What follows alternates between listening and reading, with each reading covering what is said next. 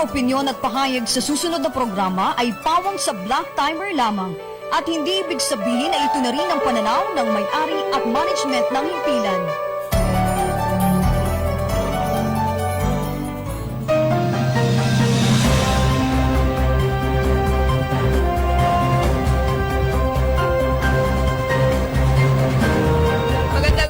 Lungsod ng Tayabas, lungsod ng Lucena, una hanggang ika-4 na distrito ng ating lalawigan ng Quezon, Luzon, Visayas at Mindanao, buong bansang Pilipinas. Inaanyayahan po namin kayo, samahan nyo kami sa ating mga pag-uusapan.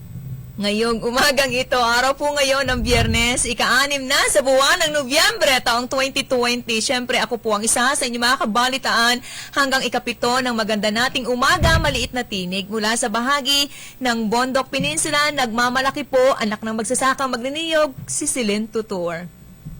Maganda umaga po ngayong aming pang Biyernes na edisyon ng programang Stand Up Balikatan para sa Sulong Quezon with, of course, Dr. Helen Tan. Si King Pormaran po, samahan nyo kami dito sa Broadcast Channel 6, sa 95.1 Kiss FM, sa 97.5 Radio City, 105.3, ito pong FM ng Pakakak ng Bayan. Sabayan po ito na mapapakinggan ninyo. Plus, meron pa po tayong Facebook Live sa Stand Up Balikatan at meron pa po sa iba pang distrito. Siyempre, parang ako yung distrito na tinuturo mo Hindi papahuli ang mga katuwang nating himpilan sa bahagi po ng 4th District ng ating lalawigan, kagaya po ng 98.9 Love FM, Bayan po ng Lopez, 93.3 Radyo Servisyo, bahagi po ng Gumaca, at 98.1 Supreme Radio sa bahagi po naman ng Tagkawayan, Quezon. At siyempre, patuloy nyo kami mapapakinggan, masusubaybayan sa punggitan po ng 92.7 Spirit FM sa bayan po naman ng Infanta. Magandang umaga po dyan sa Infanta kay Father Francis Lucas at sa ating mga opisyalis ng bayan dyan, lalo na kay L.A. Ruanto, kay Vice Mayor L.A. Ruanto. Sana kayo dyan ay hindi masyadong pinahirapan ng nakaraang bagyo. Mukhang hindi naman, bagamat nakita ko yung kahandaan at ginawang preparasyon ng mga lokal na pamahalaan natin, ng mga namumuno sa maraming bayan sa bahagi po ng Reyna area. Mabuti na lang talagang hindi rin masyadong naapektuhan ang kabuhayan ng ating mga naninirahan doon. Mabuti kung gano'n at hindi masyadong mamroblema. Nakaranas na kasi sila ng matinding trahedya. Nakita natin na matagal silang lumugbok hanggang sa unti-unting nakabangon. Yan, that was yan naman ang karakter 2004, nating mga Pilipino. Napaka-strong po natin pagdating sa anumang klase ng pagsubok. Yun ay 2004 nung maganap. Hundreds ang namatay doon. At marami ring bahay ang sinira, ang winasak po na kabuhayan. Landslide nung putik. Pangatinangay din ng malakas na tubig baha, at mga ari-arian ng marami nating mga kababayan. Kumbaga, yung iulan ng, parang yung iulan sa loob ng 3 buwan, bumuhos ng ilang araw lang. 3 buwang ulan, kaya napakalalaki nung yung patak nung ulan, ng tubig, yung mililiter niya napakalaki. Saka, yan din yung parang napapansin natin ngayon, sa konting oras ng buhos ng ulan, kung inyo pong oobserbahan mga kababayan, yung ating mga daan, talagang umaapaw na yung tubig. Maliban siguro na talagang sangkaterba na yung mga basura natin sa ating mga drainage na kailangan pong kumpunhin at ayusin ng alinmang municipal or city engineering office o kaya naman ng public works and highways. Wala na. Yan na yung sinasabing climate change. Anong wala na? I mean, yan na yung mga pagbabago bunga ng climate change. So, kailangan bang itaas natin kung ngayon lang tayo magpapagawa ng ating tahanan? Dapat ilang story? O kaya naman ay tambakan natin ng ilang tonelada ng panambak para dapat tumaas? Dapat ay elevated yung bahay mo. Magmula doon sa gutter, nung karsada, ay wag mong ipantay dapat. Madaling gawin yan, yung suggestion mo, doon sa mga may kaya sa buhay. Pero how about yung kagaya ko na dampa lang ang kayang ipatayo? Oo, tulad ko rin. Kaya mahirap natin gawin yan. Ako lang. Mahirap natin gawin yan, ha? Kaya, dahil ang Pilipino naman ay magagaling mag-survive, ay talagang pilit na kinakaya itong mga nangyayaring mga pagbaha na ito. Sana makarating doon sa mga naapektuhan ng Typhoon Rolly, yung mga sinasabing suporta ng ating pamahalaan, kagaya po ng mga yero, ng iba pang mga materyales, pako, plywood, no? Kasi yan po talaga yung kailangan para sa kanilang muling pagtatayo ng kanilang tahanan. Ay, palagay ko naman ay sa higpit ng ating presidente. Yung ganyan mga ibibigay mula sa DSWD or sa LGU, talaga pamimigay na yan. Mahigpit, no? Kasi nakakaranas tayong may tinutulungan tayong ilang kababayan. Kailangan mo talagang permahan, Oo, personal. Kasi nga, mahigpit ang pag-accounting niyan. Hindi pwedeng pag-audit ikaw ang yan. kukuha ng sa iba na kapangalan. Hindi pwede. Yun ang pinagmumula ng mga kalukuhan. Oo. Kaya dapat kung sino yung recipient, yun yung tatanggap. At Correct. kita mo naman na naghihigpit ng presidente. Sabi ng presidente natin, itong remaining 2 taon niyang kulang-kulang, ipupokus na sa graft and corruption. Naku, mauubo sila. I-expose niya yung mga taong na-involved sa Swerte ng mga graft nauna and na. corruption. May nakagawa na. Oo, Yung tulad gagawa pa lang, yung nagbabalak pa lang. aba, hindi na pwedeng gawin. Hindi Tulad na obra.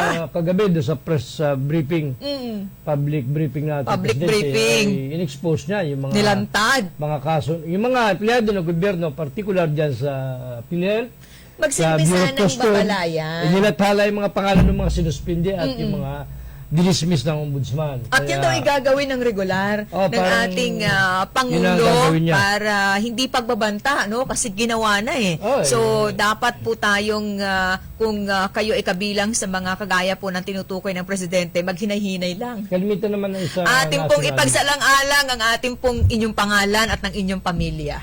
kalimitan naman ay sa national. Kung may Bureau of natitira pang Customs. hiya, ha? At dyan sa PhilHealth, doon karamihan yung mga in-expose ng presidente kagabing 20 ba yan, yung mga Malaki pangalan kasi na ang yun? pondo dyan eh, sa Philippine Health Insurance Corporation. At saka doon sa custom nga. Yan, kaya inuutay-utay na. Gagawin na yan ng presidenteng para Ito ang mga maganda namang nagawa sa ilalim po ng administrasyon ng ating Pangulong Duterte. Yung paglaban naman sa korupsyon ay bagamat hindi po talaga ito literal na mangyayari sa isang iglap lang. Kaya lang, alam mo, meron ding... Pero inuumpisahan niya at meron po siya mga ginagawang hakbang para kahit pa paano mabawasan. kaya lang, Malesen alam mo, meron din dong yung disadvantage. pagsasamantala sa pera ng pamahalaan. May problema rin doon sa isang parte. Dahil sinuspindi ka ngayon, halimbawa ng ombudsman. Oo. Yung empleyado, halimbawa ng custom or PhilHealth, paano naman kung napatunayan na ikaw ay hindi pala karapat-dapat suspindi? Wala ka Acquitted pala ka. parang acquitted ka. Paano naman yun? Saka pa, na-drag na yung pangalan mo sa publiko, di ba? Yun naman ang isang hindi mabigat dapat doon. siguro ay magkaroon muna ng matinding verification, validation. Pero once kasi na nasabi na po yan ng Pangulo o kung sino man na natasang magbulgar sa publiko, ay yung epekto niyan sa kanya at sa kanyang Kasi pamilya, nangyari nakatatak yan, na. Nangyari na yan nung expose naman yun sa drugs. Kung naalala mo, may mga naibunyag ang ating Pangulo na mga politiko o LGU na hindi Ay, naman wala pala- na yun. Hindi naman pala talaga kasangkot doon sa Hindi drug. naman hihingi ng paumanhin ng Pangulo. Ayun, oo. Kaya Para nga, mo di namang yung- sinabing hindi pala tama yung naging investigasyon ng kanyang mga tao. Hindi, actually tama. Oh. Hindi tama. Oh. Pwede bang hindi Pero sumablay? hindi aamin. Hindi aamin ang pagkakamali ng presidente. natin. Pero pwede bang hindi siya magkamali? Nagkakamali Eh di- rin. Oo. Kasi pinipidlat na information sa kanya yan. Oo. Pero yun ay binabalidate Oo nga, binabalidate. Kaso, di ba, nung nakaraang ilang taon. Ibang usapin niya kapag ka sa droga, medyo malalim po yan. Hindi, ang sinasabi ko, same din dito. Kung ikinasuspindi ng ombudsman, tapos eventually napatunayang hindi ka pala talaga kasangkot, nadamay ka lang, cleared ka, acquitted ka, ay paano naman Yung yun? ginagawa Dapat ng banggitin din yun. mga local police natin, ang dami nilang phone caller, ang dami mga nagte-text sa kanila, nagbibigay ng mga iba't ibang klase ng impormasyon. Sabi ni Police Lieutenant Colonel Bong Albacea ng Lucena PNP, pinabalidate nila yung bago nila puntahan. Nakahuli na naman yung mga yan kahapon. Oh, ang sipag ng Lucena PNP, Dalawang Congratulations magkaibang grupo. po. Yung nahuli na naman nila. Good morning kay Happy Bong Albacea. Kay Ma'am Rose Angcana, magandang umaga. Kay Odette Totalya ng Lucena PNP at kay ate Eve Latigay. Eve Latigay ng mga senior police officers po yan. Sarap gumawa ng cake Masisipag niyan. na katulong ng ating Chief of Police na si Bong Albacea. Ha? Good Sa morning mga kay Paring shoppers po Manolo Reyes, ng ha? SM City Lucena, meron silang mall hours, ha? Adjusted mall hours mula po alas 10 ng umaga hanggang alas 9 na po ng gabi. Baka sa tingin nyo kayo po ay mabibiti ng oras sa inyong pagsishopping, sa inyong pamimili na gagawin. Late na kayo papasok sa loob po ng mall. Huwag kayong mag-alala. Till 9 p.m. po ang kanilang mall operation ng SM City Lucena. Kahapon tayo na andyan. Medyo marami-rami na yung nagpupuntan tayo. Maraming salamat kay Miss Janet Abada. Magandang umaga sa mga tagapanood, tagapakinig natin sa bayan po ng Pitogo, Quezon. May kay Miss Laila Bilus ng San Narciso, Quezon. Marami ring salamat. Magandang umaga. At sa kanyang mabait na esposo, kay Paring Momar Mabait kasi hindi Bilus. ko nakita kahapon. Hindi, mabait yan. Nakita pala.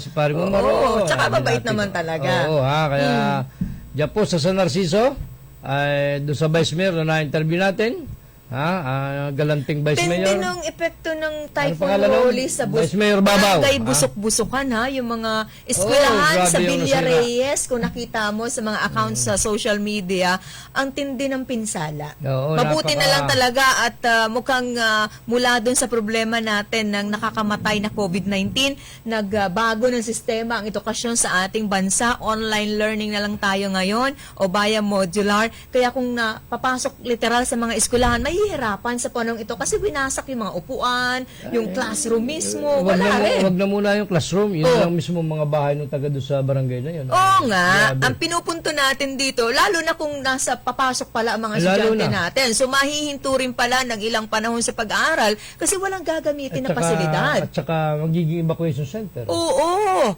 yung Villa Reyes na napakalawak niyan, pinangalan yan kasi sa kaibigan nating pamilya ni Board Member Dominic Reyes. Yung malawak Doon na hacienda sa bahagi pamilya. po ng bayan po ng lolo San niya. Narciso. Nasa pagitan niya ng San Narciso at ng bahagi ng San Andres, Kaya Quezon. natutuwa rin yung iba natin mga kababayan dyan sa Narciso.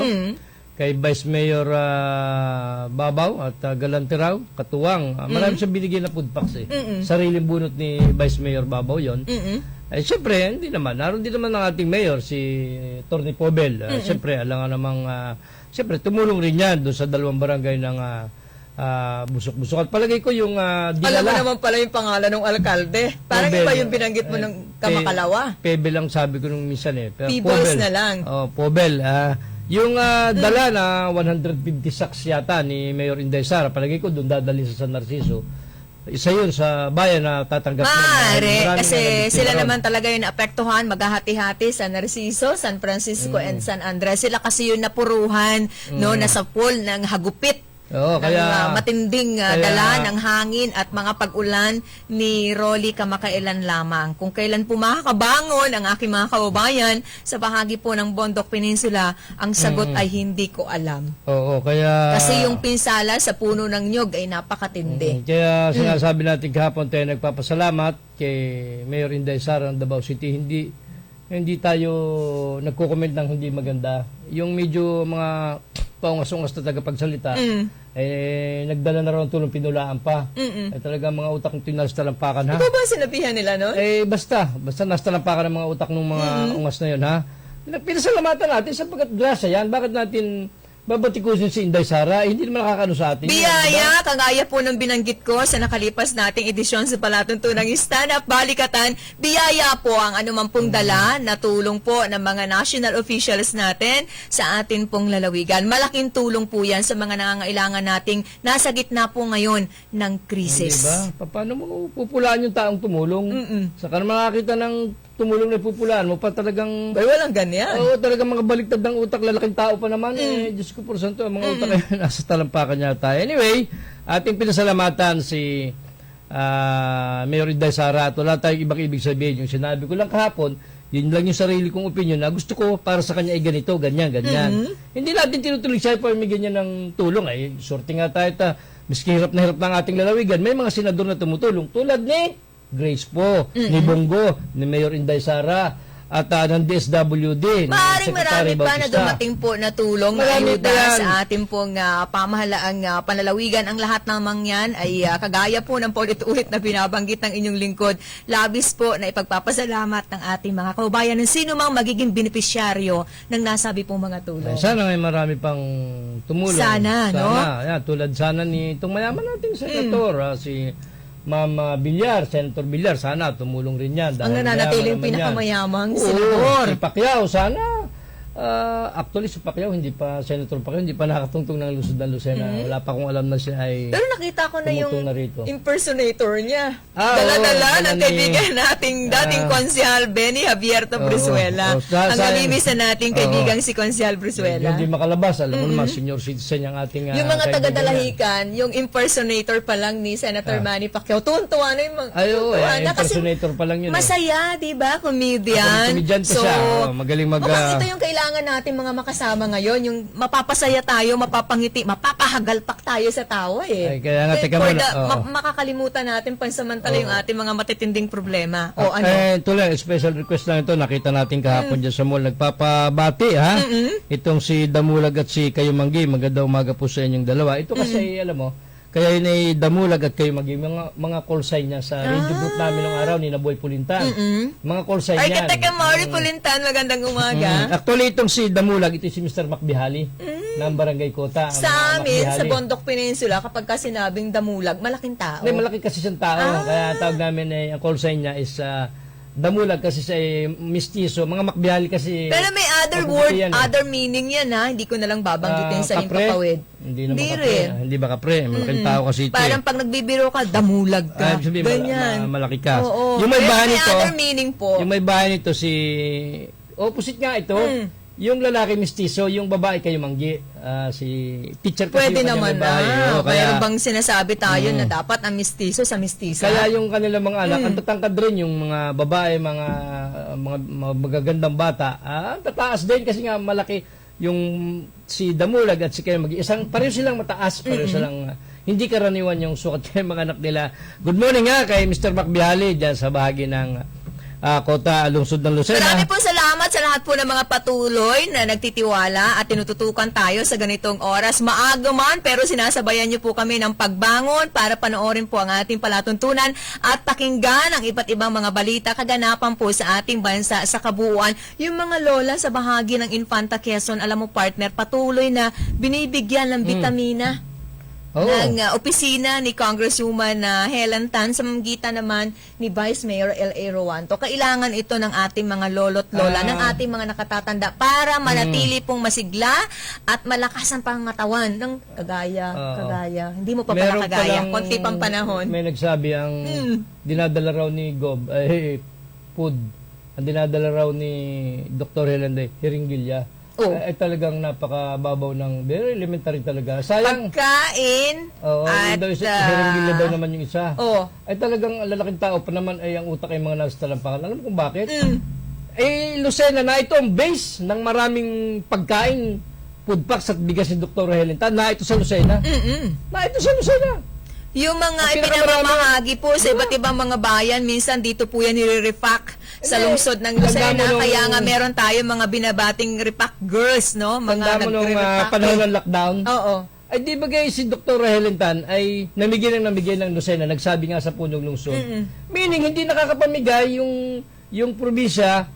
Namigay naman pero naunahan kumbaga sa draw, naunahan ni Dr. Helen Tan. Kaya inintriga siya na bakit daw namamasok ng distrito na may distrito. Kasi nga, Alam nyo, namigay sa siya ng food packs, tingin di ba? natin sa pagtulong ha, hindi naman ito paunahan.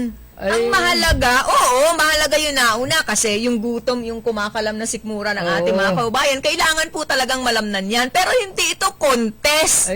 Ito'y dapat collaboration, pagtutulungan. Kinaingitan na nga si Dr. Helen Kung Tan. namimigay dahil po ang maraming kabilang binigay. panig, ang kabilang kampo, ay di mas mabuti, paborable po yan Ay, sa yun ang mga sinasabi nangangailangan. natin. Ang EDS nga ni Dr. Helen Tan sa provincial government, kung pinagkukumpara yan, kasi kinukumpara, iniintriga na si Dr. Helen Tan, kakandidato ng gobernador, aga wala naman naman. sinasabing ganun. Ang aga naman ng pagkumpara. Ang lamang ni Dr. Helen Tan, sinasabing makakatunggali, kung totoo man ito, Ang ibinibigay lang ng katunggalin ay kaunting pagkain. Samantala si doktora may pagkain na may turok pa, yung anti-flu.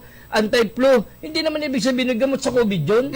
Ay talaga namang yung mga kinuha naman itong mga Para lang tagapagsalita, manatiling malakas ang ating resistensya, Ay, hindi po talagang- tayo tamaan kaagad ng proteksyon natin Ay. sa pagkakasakit, sa sipon, sa ubo, sa lagnat. Yung mga binanggit ko, yan po ang mga sintomas ayon po sa Department of Health ng COVID-19. Ay sayang yung mga nagsasalita sa yung mga during oras dahil sipin mo naman. Tsaka alalahanin natin na sa panahon tayo ng lockdown, na wala po ang lockdown, medyo lumuwag po ang ating pong mga members ng IATF sa ating mga kaubayan sa paglabas-labas po sa ating tahanan, na natili at nagpapatuloy ang distribution ng mga food packs ng opisina Ay, ni yan Congresswoman yan. Tan. Kita mo, Hanggang ngayon po kapatid na tayo po ay binugbog ng kalamidad, sunod-sunod na tumama po sa ating pong lalawigan, patuloy po yan. Magandang umaga kay Konsehal Yula Lopez ng bayan po ng Pati Tiao. Chaong, pati sa Raya, may jetmatic nga na binibigay si Dr. Helit na samantala yung kabilay, wala nga binibigay na jetmatic, di ba? Imagine, pero hindi naman natin kinekusto kung walang Hindi ibigay. naman natin kailangang Oo. i-particular kung ano-ano Kaya po lang, mga kagamitan ay, kung yan. Sinasabi hiringgilya raw ang dala,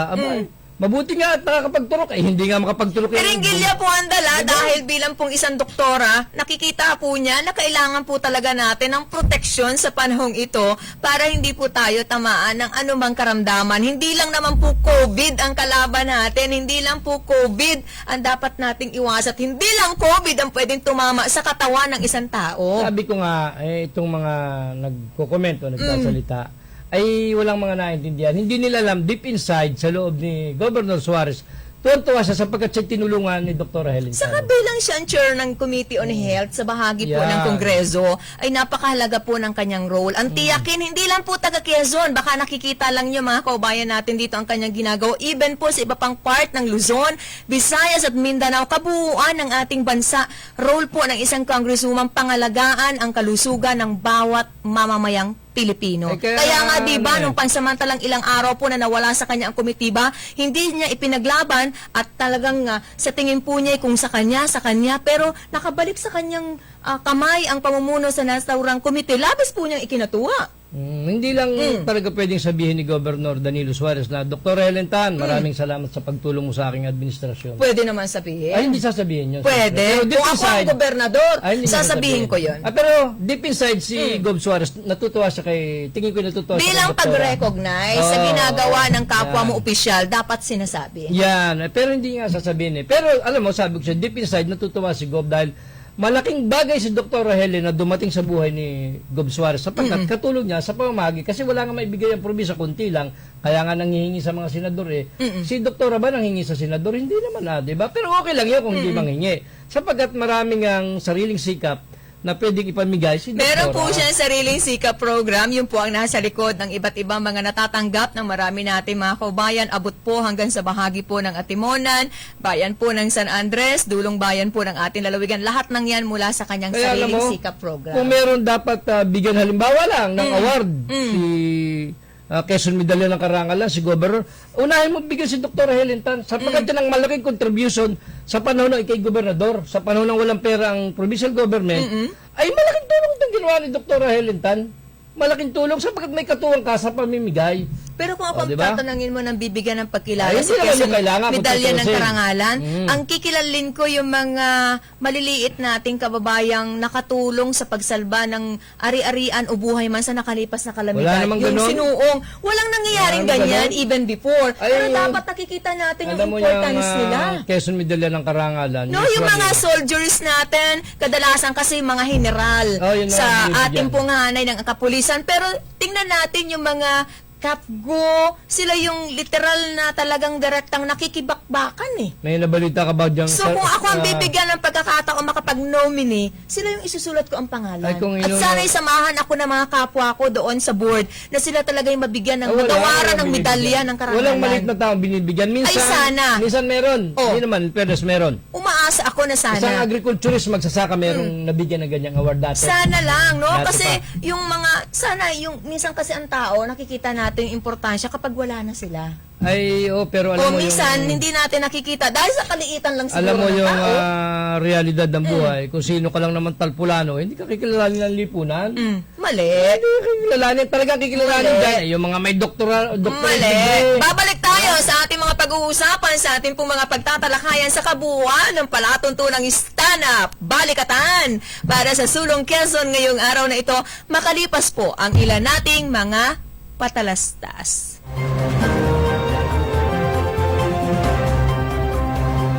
In 1976 nang simulang gamitin ng isang 17 anyos na trainee announcer sa dating ABS-CBN Radio ang theme music na ito.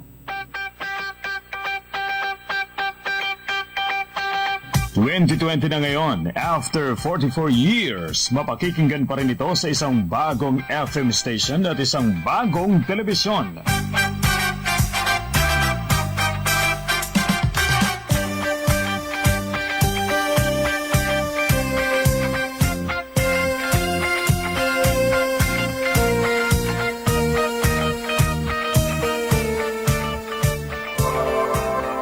Domingo Veterinary Clinic and Grooming Center, Pearl Street, West Employees Village, Lucena City. Cellphone numbers 0917-705-6700 and 0998-571-4710. Dr. Ernesto Domingo, our friendly veterinarian.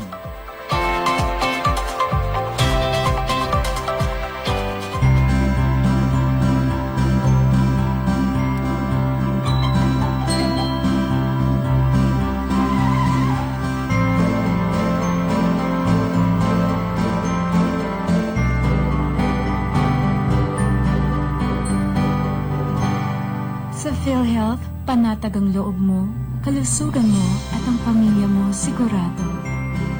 Benepisyong PhilHealth, alamin at gamitin.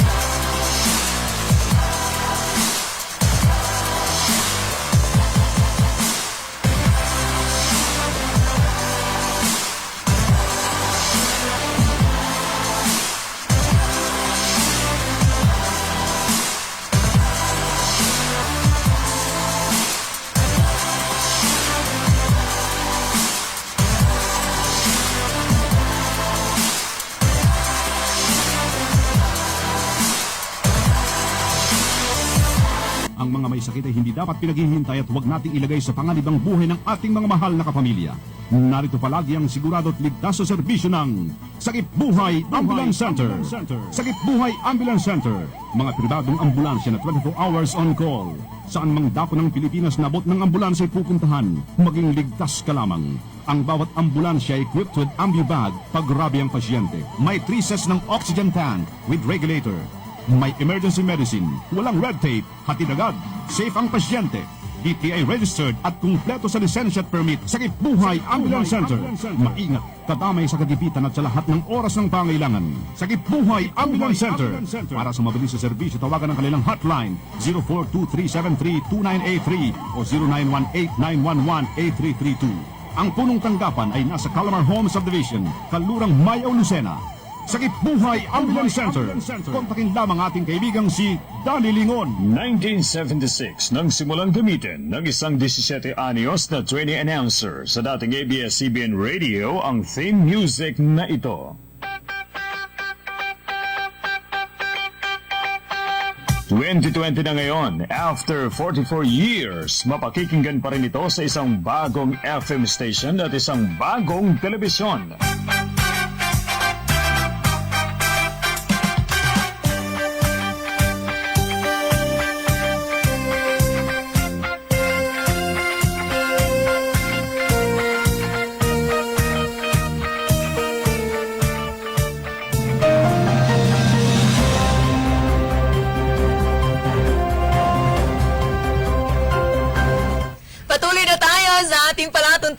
sa ikalawang bahagi na po tayo ng ating pagtalakay, ng ating pagsasahing papawid ngayong araw na ito sa mga nakatutok pa rin sa mga himpilan po ng 95.1 Kiss FM, 97.5 Radio City, 105.3 FM, Pakakaklambayan nanonood via Broadcast Channel 6 o kaya naman Channel 8, kayon din sa mga himpilan pa rin po ng 98.9 Love FM, bayan po ng Lopez, 93.3 Radyo Servisyo, bahagi po ng Gumaka, at 98.1 Supreme Radio sa bayan po ng Tagkawayan. Of course, sa mga nakatutok sa himpilan po ng 92.7 Spirit FM, bayan po ng Infanta, patuloy po kami nagpapasalamat sa ngalan po ni Congresswoman Helen Tan.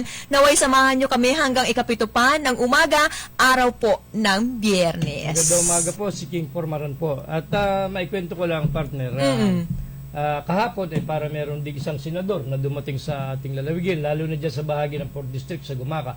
Kahapon may dalang worth 27 million agricultural inputs itong ating kaibigang si Regional Director ng Department of Agriculture. Nagpunta sa 4th District at kay Dr. Helen Tan, at dumalo doon ang napakaraming tao, lalo na yung mga municipal agriculturists at yung mga asosasyon ng mga farmers ng 10 bayan ng 4th District. Another biyaya. Yeah, Blessings kaya yan sa mga kapwa kong magsasaka, mga nagtatanim ng gulay, Arnel de Mesa. Arnel de Mesa ay, ang balor nung ipinamigay niya ay 27 million. Yung Halimbawa, value. sa bayan ng Lopez ay worth mahigit 1 million. Oo. Yung, alam mo kung ano na yung mga seedlings yun, meron diyang kalamansi, meron diyang palay, kung ano pa na pinamahagi. Banggitin ko sa iyo yung halaga ha, may kopya din ako ng kinukwento mo sa umagang ito. Bayan po ng Gumaka, nagkakahalaga po ng 1.6, bayan po ng Malaki. Lopez ay 5, tama ba ako? 5 million? Pwede. Ang laki, kasi ha? maraming barangay ang Lopez eh. 95 Ang barangay taas. yan, eh. Bahagi po ng Alabat, Tagkawayan at Timonan, bayan po ng Perez, Ginyangan, bayan po ng Calawag is 937,000, Plaridel po is 221,000, at ang Quezon is 425,000, District 4 is 407,300 pesos. Pinakamalaki po ang bayan po ng Lopez, 5,011,960 Pinakamaraming pesos. tao doon, barangay yun eh. At 95 barangays. Kaya alam mo, itong effort na naman ni Dr. Helen Tan, siyempre panay ang pakiusap niya, panay ang request kay Regional Director de Mesa ng Department of Agriculture ay pinagkaloob na sa kanya kahapon doon sa mga bawat bayan. Naroon ang mga lahat ng municipal agriculturists at merong isang kinatawan na mula sa Provincial Agriculture Office ng probinsya na natuloy kahapon. So, tuwan-tuwa yung mga farmers doon dahil sabi mo yung seedlings yung sa palay, yung kalamansi. Alam mo, dati-rati, binibili namin yan. Hindi, pinamigay na. Oo, kung gusto mo magtanim, bumili ka ng pangpunla. But now, kakaiba, no? Maganda ang tulong ng ating pamahalaan. Ng panahong ito ng Region 4A sa pakikiisa. Marami pong salamat ha sa Department of Agriculture sa pagbigay po ng ganitong klase ng tulong. Konsehal Dan Oriarte, maraming salamat din po sa pagtutok naman. Ito nakakatuwa, no? Kasi yung ating mga magsasaka, kagaya po ng binanggit ko kanina lang, hindi na tayo mamumblema pa ng pambili ng ating mga seedlings na ating pong itatanim sa ating pong mga sakahan, sa ating mga taniman. Malaking tulong po yan. Makakales na. Naalala ko lang yung sa Peace Agriculture sapagkat itong si dating Congressman Angelo Palmones ng DCRH ay in-interview kahapon yung National Chairman ng Citizens Crime Watch Incorporated. Paki-play nga ng kaunti, Padreng Randy, itong ating panayam kay Attorney Diego Magbantay. Ito ang chairman ng Citizens Crime Watch against sa isang corruption. Programa yan sa DCRH, national ni anchored by former Congressman Angelo Palmones. So, in-interview niyo yung So, amin pong ipapanood sa inyo, sa mga televiewers natin sa umagang ito, sa mga nanonood sa ating account sa social media via Stand Up Balikatan para kayo po mismo direkta ang makarinig ng pahayag po no binabanggit ng ating partner. Hindi sa atin yan nagmula, hindi sa lalawigan ng Quezon. Ibang tao na yan. Ito ay may kaugnayan sa graft and corruption na naman na hinihinalang, sinampan na naman kaso labang kay dating governor at ngayon congressman David J.J. Suarez. Another case na naman ito sa ombudsman. So, ayan. Panoorin po natin at sama-sama nating pakinggan mga kaubayan sa ilang saglit ang naging panayam po kung saan ay direktang sinasabing kanila pong imbestigahan at babantayan po at umaasa Magkano na ba yun ang balor? medyo malaki. 70 million mahigit na hindi na liquidate. Oo, hindi maliwanag kung na saan mapapunta. kung kanino Pero ito po ang intended mga for beneficiaries. agricultural and marine supplies. Oo. So hinihinala nung abogado nung Citizens Crime Watch na ghost delivery ito. Sinangkot pa yung mga budget officer natin, treasury natin, treasurer. Marami, 4 yata ang kakasuhan dito kasama pa si ex-governor kasi nagpalabas ang COA yung sinasabi ko, dapat ang COA ang umaksyon dito. Ay, naniniwala naman tayong ang COA naman nandyan, This time, ito nagbabantay. yung walang complainant Medyo na... kailangan nga lang talaga ng Oo. matagal-tagal na panahon para mapag-sum up yan, mapag-aralan at maisampa yung reklamo. Ay, sa totoo lang, medyo inaalat Kapag napatunayan. Medyo inaalat si Congressman J.J. Suarez sapagkat nagsusunod-sunod itong mga binabato sa kanyang tawag ito, mga anomalya na di umano ay Hindi ginawa siguro niya. ito matatawag natin na pinupolitika po Ay, hindi, ang ibang tao na kongresista ito. kasi malinaw na may Ano usapin ito? dito. Yung kasing Citizens Crime Watch, totoo yan ng gobyerno, anti-graft yan Nagbabantay mata. Oo, watchdog yan ng gobyerno. Pribado yan. O yan, pakiplay mo ng kaunti Okay, para... sama-sama po nating panoorin, sama-sama po nating pakinggan ang naging panayam po ni dating Congressman Angelo Palmones. Attorney Jaco, magandang umaga po sa inyo. Magandang umaga po, Congressman, sa ating po mga taga-subaybay. Mukhang pinaiigting talaga ng pamahalaan ngayon ang kampanya laban po sa korupsyon. Ano ho? Ang Citizens Crime Watch, kasama ho sa mga effort na ginagawa, ano? Opo. Yung po ang yung panawagan ni Pangulo, tumutulong po yung Citizens Crime Watch bilang Citizens Watchdog po against corruption. Gaano karami na ho ang iyong nasampahan? Dahil ang pagkakaalam namin, kahapon may pinailan na naman kayo. Opo, yung dating governor po ng Quezon, si Congressman J.J. Suarez, ang hinahanap po natin dito yung more than 70 million na pondo po para sa ating mga magsasaka.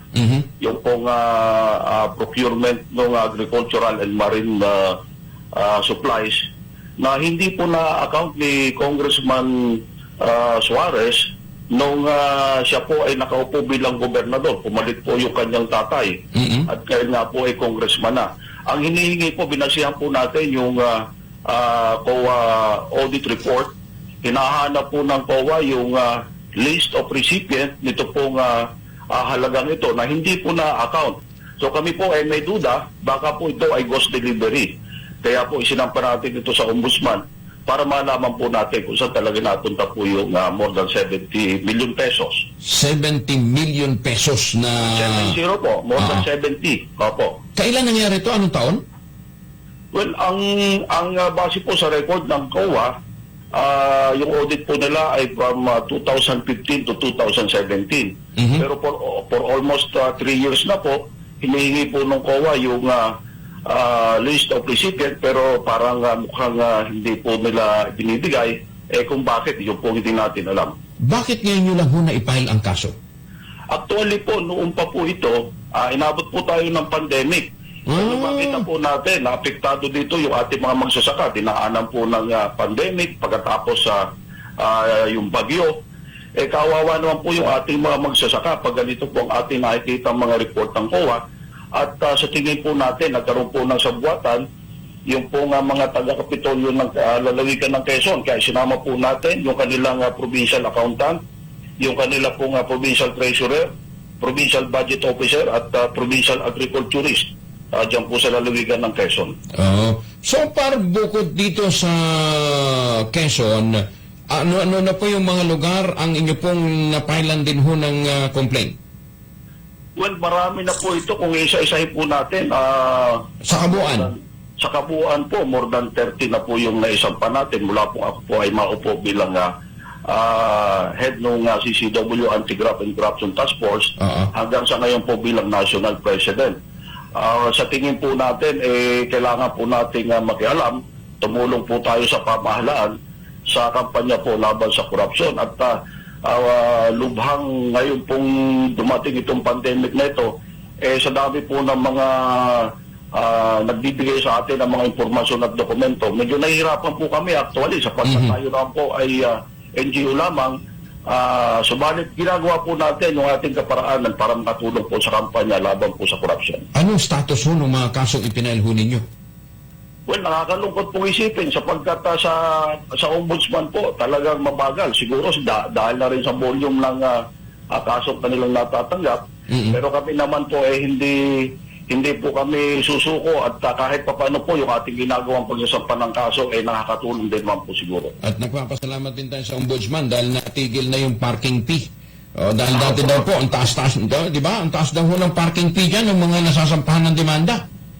Yun nga po sinasabi natin na paano po yung ibang agency. Sabi ni Presidente Duterte, lahat pong agency, pero although may mga priority dito, pero napakahirap po talaga ng trabaho at kami naman natutuwa sapagkat yung ating mga kababayan. Actually po ngayon, natutuwa po kami dahil marami po ang nagtitiwala sa atin ngayon at nagpo-provide sa atin ng mga kinakailangang dokumento para masampahan po ng kaso yung mga korap na officials. Ito daw ho kasi ang impact nitong parking fees dyan po sa ombudsman dati, ha? Dahil po sa hindi umusad yung kaso, abay ginamit na technical ground para ma-dismiss ang kaso ng isang pa lang sa Sandigan Bayan o dili kaya sa Korte Suprema.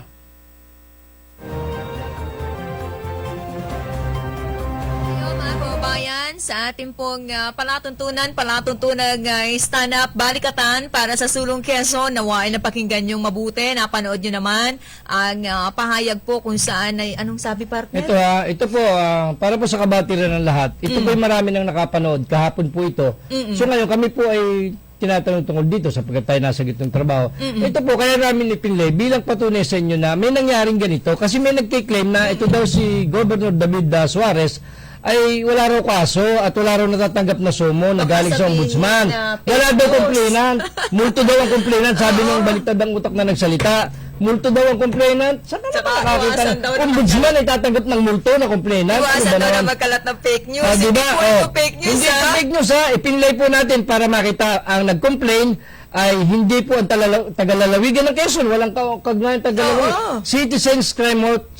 Ito po ay watchdog na katuwang ng gobyerno. Ito po ay lumalaban sa mga taong kurap. Ha? Kinig nyo naman, nakinig nyo, napanood nyo na tinatanong nung host na si Angelo Palmones ng DCRH, sino yung sinampan? Sinabi po. Pinangalanan. Si JJ Suarez, kasamang treasurer, budget, accounting, meron pa. Basta mga binagit po na kasama sa sasampahan ng kaso, sinampahan na pala, past tense na, nangyari na. Ipinal na sa ombudsman, ha? Di umano ay may 70 million na namang ghost delivery daw si JJ Suarez nung panahon. Sa agricultural and mga agricultural marine supplies. Yan. Ibig sabihin, ito yung procurement, pagbili. So, hinihinala nitong mga taga-crime watch na hindi ito yung ghost delivery. Ibig sabihin, kinuha si pera, hindi naman ibinili. Kaya walang recipient. Nung ino-audit ng COA, hinahanap na sino mga tumanggap. Walang maipakita, hindi maliquidate. May binili kahit konti. Hindi. Nagbabase tayo sa sinabi ng attorney Diego Magbantay, yung head ng Crime Watch. 70 million, ibili mo ng agricultural and marine supplies. Ngayon, nung ino-audit ka na ng COA, nasa na? Sino mga tumanggap? Nasa ng resibo ng mga binili mong gamit? Anong gamit ang binili mo? Hindi maliquidate ni Governor Suarez, ni JJ. May turo pati ng mga benepisyaryo. Yan, wala. Ngayon, 2015 pa yan, hanggang 2017, nag-aantay ang COA ng sagot ni David Suarez, ay walang may bigay. So, ano nangyari? Sinampahan na sila nitong Citizens Crime Watch ng 70 million. Papasok na naman ito sa ang complaint po, ang mga kaso is plunder, graft, malversation, and failure to render accounts. O, yan. Provincial Treasurer. Nasaan yung perang ito? Provincial Treasurer. Provincial Budget. Provincial Accountant. Nasaan itong 70 million ito? O, kahit kayo na lang tatlo magpaliwanag, saan ito napapunta? Bakit ito hindi nyo na-liquidate? Sabi nung nasa Yung Crime mga Watch. kanyang kasing klase pala ng programa, proyekto, nagre-require, kinakailangan makapag-present ka ng mga documents kung kani-kanino mo ipinamahagi. sabi kasi yung nitong mga- proyekto, kasi nilaanan nga ng pera yan ng ating provincial government. Ito kasing mga... Maganda yung intensyon. Oo.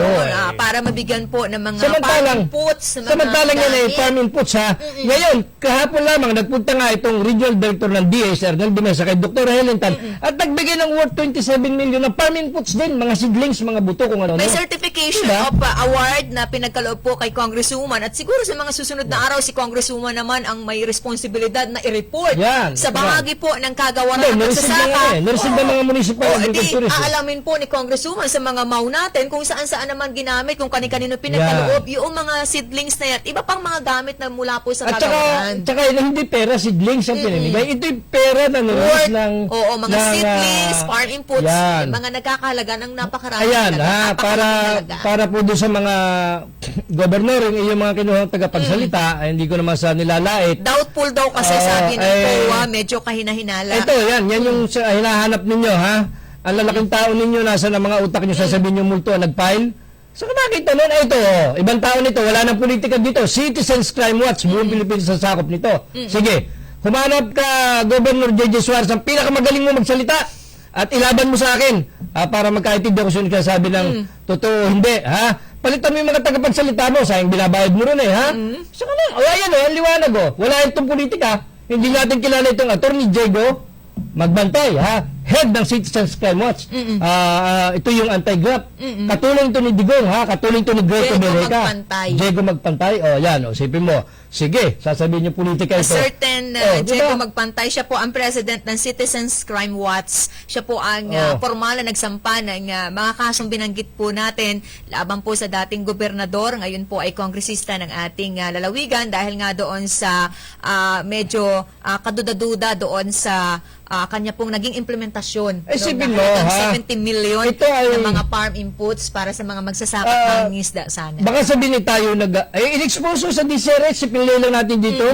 Di ba? Ngayon, kung didimanda mo kami, didimanda mo sa hinupal mo sa DCRH. Bagamat alam po namin diba? yan po ay napanood na ninyo, maaari sa mga nauna pong palatuntunan, kagaya doon sa mismong pinagmulan po ng programa ng panayam, pero amin pong inuulit para direkta nyo namang marinig at hindi po mismo manggaling sa amin. Papaliwanagan kita, ha? Itong mga tao ni David Suarez, ha? Ni JJ, ha? Hinahanapan, wala daw natatanggap na letter Sagutin pa. lang natin. Hindi, wala rin. Tama yun. Maring doon sa 812 million plunder na case ni David Suarez, ha? Na ipinails sa ombudsman ng certain Fidel Verdad. Maring wala ka pa nga natatanggap. Ipapaliwanag sa'yo kung paano proseso ng gobyerno. Kung ba't wala ka pa natatanggap. Ipinay yan ay June. Marso ay meron tayong lockdown. Paano kikilos sa mga field investigator ng ombudsman? Yan pong field investigator ng ombudsman, pag-iimbestiga yan, inabot lang ng lockdown, kung ano, ECQ, GCQ, kaya hindi makalabas. Inabot pa tayo ng mga bagyo. Ngayon, pupunta po yan, mag-iimbestiga sa provincial government. Tatanungin yan ang treasurer, budget, accounting.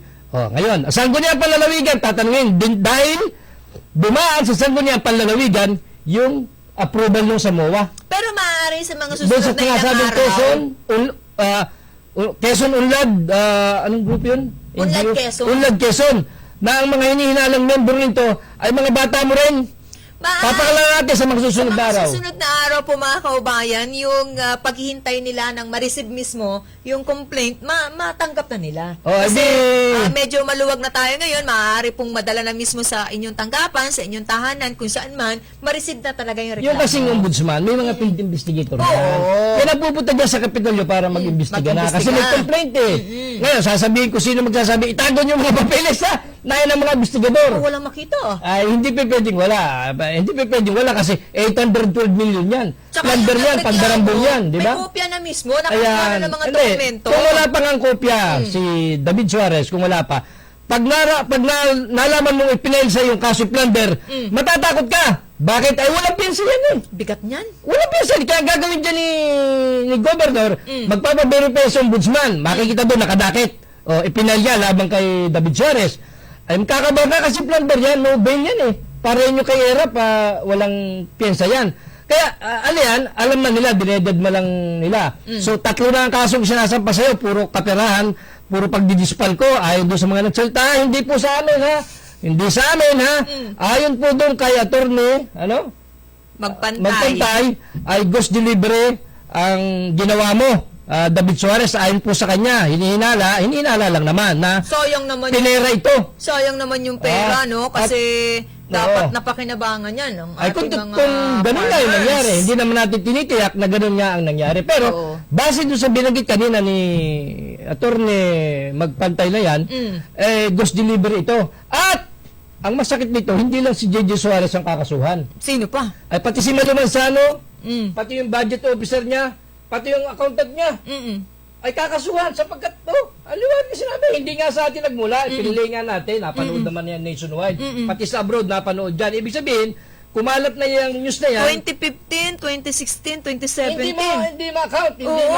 ma-liquidate ni governor yan at ng mga tao niya. Eh, siyempre si Gov. JJ, hindi naman siya mag-liquidate yan, mga tao na niya. Oo. Kaya sila yung tumanggap. Tama. Hinihinia lang, pinera yan, kinuwarta yan, hinihinala po ha, hindi namin sinasabing pinagkapirahan mo yan JJ Suarez ha, dahil sabi ko nga sa iyo, ikaw ay angelic face, hindi ka naman mukhang magnanakaw ha, maamu ang mukha mo, gwapong-gwapo ka, kaya ka nga nagkaasawa ng maganda sapagkat poging-pogi ka daw ha. Layo mo na. Hindi naman, pinagtatanggol ko nga sapagkat ako mismo hindi makapaniwala, nagagawin ni JJ ang pagnanakaw na yan. Magandang umaga kay Ma'am LB Abinido ng Pacific Mall Lucena, sa General Manager po ng Pacific Mall Corporation, si Ma'am Kata Habrica. Kaya ito ang payo ko sa iyo, Governor, kunin mo si Atty. Porton, magaling na abogado. Uy, mauso yun.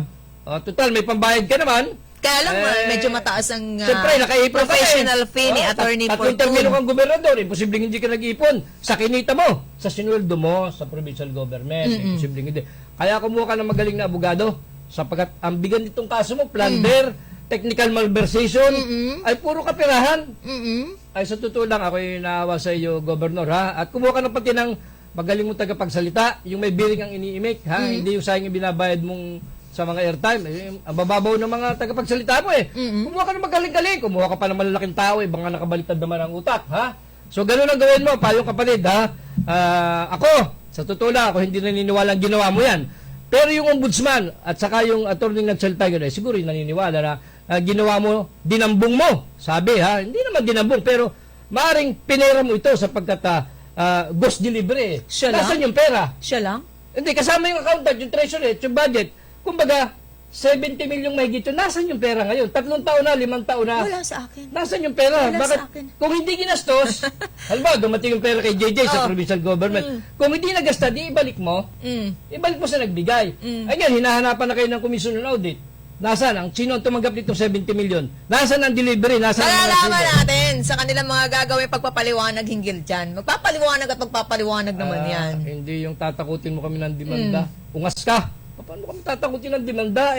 Yun yung mga dating nakaupo dito, pinagdidemanda. Nasaan? Mga buhay pa, lalakas pa. Hindi demanda ang solusyon sa problema nyo, ha? Pagpusayan natin yung ating trabaho. Hindi yung puro ka demanda. Yun yung may-ari ng istasyon ito, hindi lang sasapong demanda ang inabot sa iyo. Napatigil mo ba ang operasyon ng television at radyo Hindi. ito? Naipatigil ba ng ITC? Hindi. Naipasara ba ito? Hindi mo naipasara. Kaya hindi Magandang solusyon umaga ang kay demanda, ha? Kagawad Arvin Hinobe ng bayan po ng Sariaya at saka dun sa mga customers ng kanyang furniture, ha. Napakagaganda ng kanyang mga gawa, ng kanyang obra. Kaya ayan ha, amin pong ipinlay para po baka sabihin kami nagkakataka ng fake news daw. Talagang ayaw kong magbanggit ng masamang salita rito. Alam mo yung mga nagsasalita, mga kaibigan din naman natin. Ayaw ko naman makasakit ng ating mga kabaro at mga kaibigan natin. Ayaw ko rin dahil tayo magkakasama. Kaya lang, ay mag-aral muna kayo ha. Sasabihin ko sa inyo, para kayo hindi naka-grade 2 At least ako, naka-grade 3 ako, kaya ako nasasabi yan. Naku, wala naman yung sa taas ng pinag-aralan yung pagsasabi ng katotohanan. Ikaw, pag malaking tao ka, malaking dapat ang utak mo. Ay, hindi lahat ng ganon. May mga taong kung sa laman ng isang sako hungkag yan. Ganon?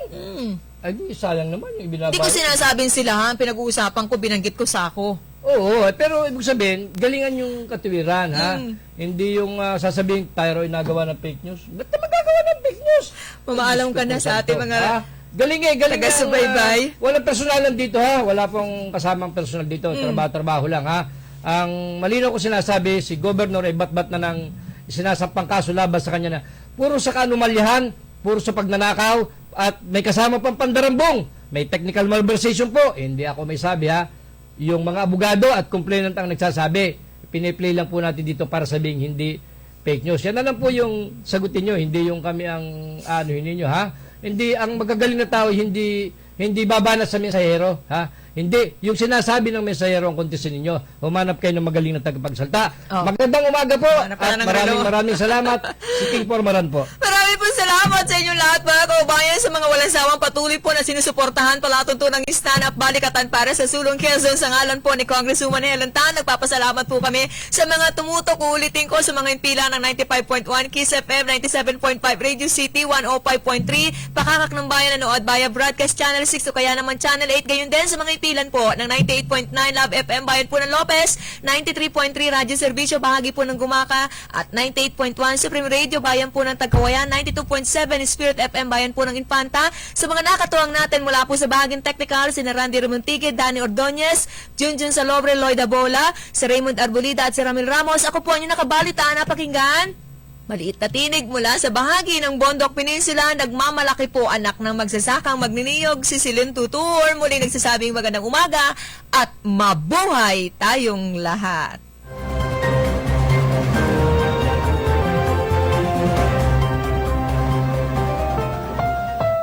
The preceding was a paid broadcast. Ang mga narinig na opinyon at pahayag ay pawang sa Black Timer lamang at hindi ibig sabihin ay ito na rin ang pananaw ng may-ari at management ng himpilan.